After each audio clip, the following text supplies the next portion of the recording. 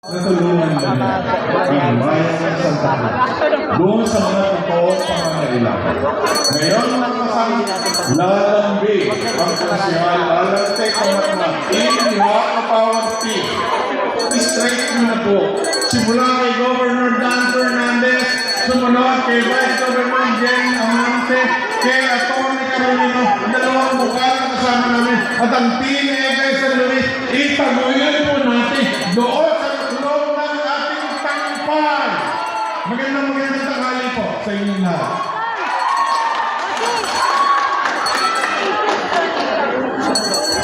Pagbati po ng magandang hapon, alam ko gutom na kayo. Mabilis lang ito. Okay? Ako po si Liam Martinez, mula po sa Team Egay Laura. Kayo po ang sundalo namin. At sa bawat laban ng isang sundalo, ano po ang nais po ninyong gawin? Ito ay ang ipanalo ang inyong laban. Kahit nasusugatan, dapat matapang. Sa pagkakataong ito, hinihiling ko po sa inyo, ipanalo na po natin ang laban ni Kong Tony Carolino. Ipapanalo niyo po ba ang laban ng Team Egay Laura? Ayan. Taas naman ang kamay. Isang letter C dyan. Ang nandito maas, may putok. Joke lang. Anyway, magandang hapon. Sama-sama po nating i-enjoy. At sana po sa susunod na pagkikita natin, ito po ay ngiting tagumpay na. Maraming salamat. Magandang hapon po sa inyong lahat. 13 po ang number ko ngayon. Thank you. Magandang hapon. May pangarap ba kayo? May pangarap? Sabay-sabay natin abutin ang pangarap natin. Siyempre sa pangunguna po ng ating tatangkiliging Congressman Tony Carolino. Palakpakan po natin si Kong. At siyempre, hindi natin maaabot siya pag hindi natin sinama si Mayor Egay, si Vice Laura, at kami pong 8 konsehal. Sabay-sabay po natin abutin ang pangarap natin para sa bayan, para sa pamilya, at syempre para po sa ating mga pamilya. Kayo po ang magtaguyod ng ating pong pangarap para ito'y maabot natin dahil tayo magtutulong-tulong dahil wala akong ibang magtutulungan kundi tayo po. Tayo po ang magbibigay ng bagong pag-asa, ng bagong pag-abot sa ating pong mga hinahangad sa buhay. Siyempre, ang ating mga bukal, si Bukal Kenneth Ragasa, at siyempre, si Bukal Ray Ann San Luis. I love you. Ayun po, hindi ko na rin po kakahabaan. Lahat po halos dito ay, siyempre, babae. May mga anak na babae, may mga asawa, may mga kapatid na babae at nanay na babae.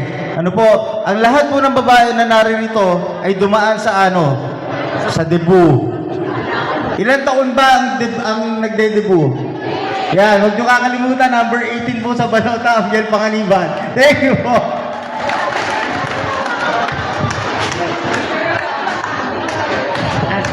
Thank you po.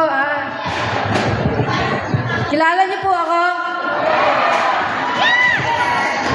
Vice Mayor po, Laro Panganiban Obligasyon.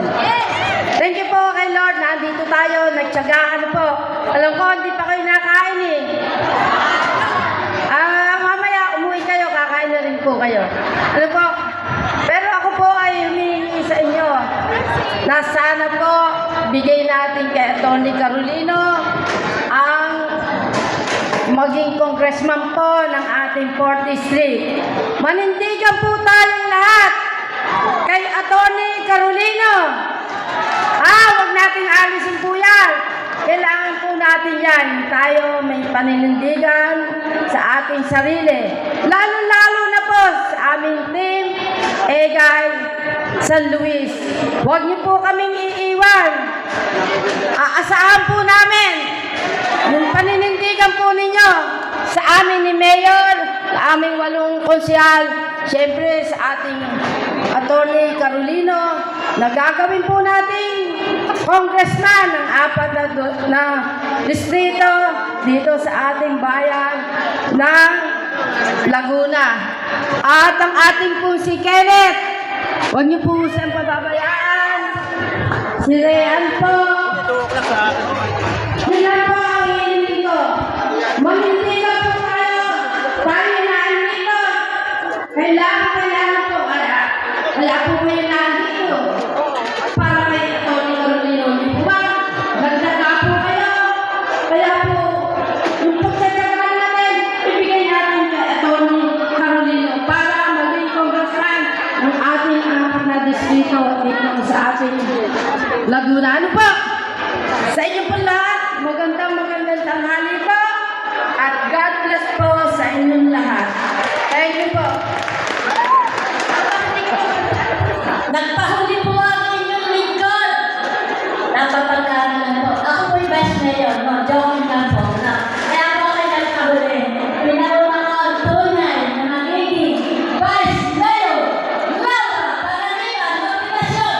Palakpak na may hinaman. Yan. Siguro pa sabi ko kasi kanina ang dami. Ay, guys. Meron po kayo sa amin. So, ayun po ang vice natin. Kasi po kami na lang nakakapag